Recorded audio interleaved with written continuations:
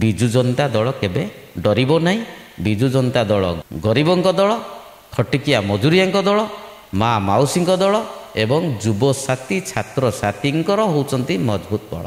ଗ୍ରାଉଣ୍ଡରେ ଆମେ ଯେତେବେଳେ ବୁଲୁଛୁ, କାରଣ ଚାଷୀବନ୍ଦୀ ଘର, ଆମେ ସ୍ପେସିଫିକ୍ 2ଟି ୱାର୍ଡ଼ରେ ମୁଁ ଦୀର୍ଘ 12, 13, 14 ଦିନ ଧରି ଯେଉଁ ଦଳର ସୁପ୍ରିମୋ ମାନ୍ୟବର ପୂର୍ବତନ ମୁଖ୍ୟମନ୍ତ୍ରୀ ନବୀନ ପଟ୍ଟନାୟକ ଯେଉଁ ଦାୟିତ୍ୱ ଦେଇଛନ୍ତି, ଆମେ ଆମର ବିଧାୟକ ରାଉରକେଲା ଶାରଦା ଭାଇ, ଶାରଦା ନାୟକ, ଆମର ଅବଜର୍ଭର ଅଛନ୍ତି ନୂଆପଡ଼ା NACରେ, ତାଙ୍କ ନେତୃତ୍ୱରେ, ତାଙ୍କ ନିର୍ଦ୍ଦେଶରେ ନିଶ୍ଚିନ୍ତ ଭାବରେ ମୁଁ 2ଟି ୱାର୍ଡ଼ରେ ଯାଉଛି, ପ୍ରଚାର ପ୍ରସାର କରୁଛି। ଏଇଥିପାଇଁ ଯେଉଁ ଉପନିର୍ବାଚନ ଆସିଛି, ବର୍ତ୍ତମାନ ଯେଉଁ କ୍ଷେତ୍ରରେ ଦୀର୍ଘ 18 ମାସ ଧରି ଯେଉଁ ଜୁମଲା ସରକାର, ଡବଲ ଇଞ୍ଜିନ୍ ସରକାର ମିଛ ପ୍ରତିଶ୍ରୁତି ଦେଇ ଯୁବକମାନଙ୍କୁ ମିଥ୍ୟା ପ୍ରତିଶ୍ରୁତି, ମା ଭଉଣୀମାନଙ୍କୁ ମିଥ୍ୟା ପ୍ରତିଶ୍ରୁତି, ସାମାଜିକ କ୍ଷେତ୍ରରେ ମିଥ୍ୟା ପ୍ରତିଶ୍ରୁତି ଦେଇ ଭୋଟଟି ନେଲେ, ଜିତିଲେ, କିନ୍ତୁ ଦୀର୍ଘ 18 ମାସ ହେଲା ବିତିଗଲା। 18 ମାସ ଭିତରେ ମା ଭଉଣୀମାନେ ହନ୍ତସନ୍ତ ହେଉଛନ୍ତି, ବିଭିନ୍ନ ପ୍ରକାର ଗୁଜବ ଉଠୁଛି। ଗୋଟିଏ ମାଟିଏ ଶୃଙ୍ଖଳାର ସହିତ ଭତ୍ତା ପାଉନି, ଗୋଟିଏ ମାଟିଏ ଶୃଙ୍ଖଳାର ସହିତ ରାସନ ମିଳୁନି। ଯେଉଁଭଳି ପୂର୍ବତନ ମୁଖ୍ୟମନ୍ତ୍ରୀ ମାନ୍ୟବର ଶ୍ରୀଯୁକ୍ତ ନବୀନ ପଟ୍ଟନାୟକ ଆଜି ସାରା ଭାରତ ବର୍ଷରେ ଗୋଟେ ଶ୍ରେଷ୍ଠ ମୁଖ୍ୟମନ୍ତ୍ରୀ ହିସାବରେ ଯେତେବେଳେ ସାରା ବିଶ୍ୱ ଜାଣିଲା, ତାଙ୍କର ଯେଉଁ କାର୍ଯ୍ୟଶୈଳୀ ଥିଲା ଦୀର୍ଘ 24 ବର୍ଷ ଭିତରେ, ଆଜି ଟୋଟାଲି ଫେଲ୍ ମାରିଛି ବିଜେପି ସରକାର। 2ଟି ସରକାର, ଯାହାକୁ ଓଡ଼ିଶା ସାରା ଭାରତ ବର୍ଷ କହୁଛି ଡବଲ ଇଞ୍ଜିନ୍ ସରକାର।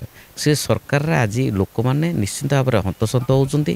ଲୋକମାନେ ଜାଣିଗଲେଣି ଯେ ଇଏ ସରକାର ଆଉ କାମକୁ ନୁହଁ, ମୋହନ ସରକାର ଆଉ କାମକୁ ନୁହଁ, କି ମୋଦି ସରକାର ଆଉ କାମକୁ ନୁହଁ। କେବଳ ଏ ସରକାରରେ ଯଦି ଆମେ ଜିତିଲା, ନିଶ୍ଚିନ୍ତ ଭାବରେ ଆମେ ବହୁତ କଷ୍ଟ ପାଇବୁ। ସେଇଥିପାଇଁ ମନ ବାସ୍ ନେଇଗଲେଣି, ମନରେ ପୂରେଇ ସାରିଲେଣି ଯେ ନିଶ୍ଚିନ୍ତ ଭାବରେ ଏ ଯେଉଁ ଉପନିର୍ବାଚନ ଆସିଛି, ଗୋଟେ ଭଲ ସୁଯୋଗ ଆସିଛି। ଆଜ୍ଞା, ସାଧାରଣ ଜନତା, ଭୋଟରମାନେ ହେଉଛନ୍ତି ଶ୍ରେଷ୍ଠ ବିଚାରକ, ସେମାନେ ହେଉଛନ୍ତି ଈଶ୍ୱର। ସିଏ ଆଉ ଏଭଳି ଭୁଲ ନିଷ୍ପତ୍ତି ନେବେ ନାହିଁ। ନିଶ୍ଚିନ୍ତ ଭାବରେ ହଜାର ହଜାର ସଂଖ୍ୟାରେ ଭୋଟ ଦେବେ।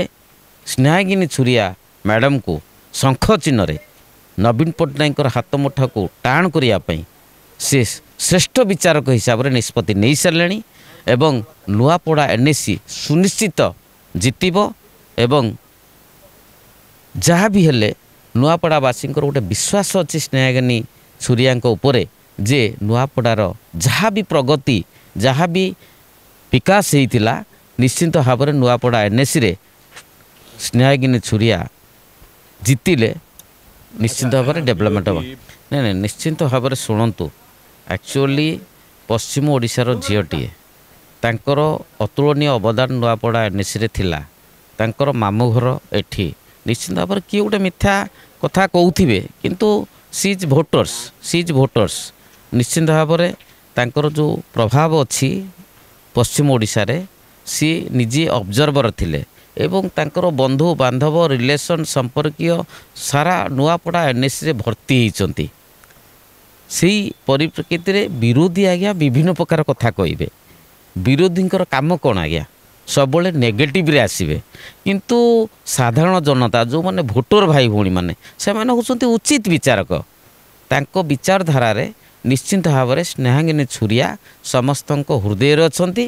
ଆଗାମୀ ଦିନରେ ସ୍ନେହାଗିନୀ ଛୁରିଆ ଅଧିକରୁ ଅଧିକ ଭୋଟରେ ଜିତିବେ ବୋଲି ଭାରତୀୟ ଜନତା ପାର୍ଟିର ବଡ଼ପଣ୍ଡାମାନେ ସେମାନେ ହଡ଼ବଡ଼ ହେଇଗଲେଣି। ସେଇଥିପାଇଁ ବିଭିନ୍ନ ପ୍ରକାର ନେଗେଟିଭ ଗୁଜବ ଉଠାଉଛନ୍ତି। ସେଥିପାଇଁ ବିଜୁ ଜନତା ଦଳ କେବେ ଡରିବ ନାହିଁ। ବିଜୁ ଜନତା ଦଳ ଗରିବଙ୍କ ଦଳ, ଖଟିକିଆ ମଜୁରିଆଙ୍କ ଦଳ, ମା ମାଉସୀଙ୍କ ଦଳ ଏବଂ ଯୁବସାଥୀ ଛାତ୍ରସାଥୀଙ୍କର ହେଉଛନ୍ତି ମଜବୁତ ବଳ।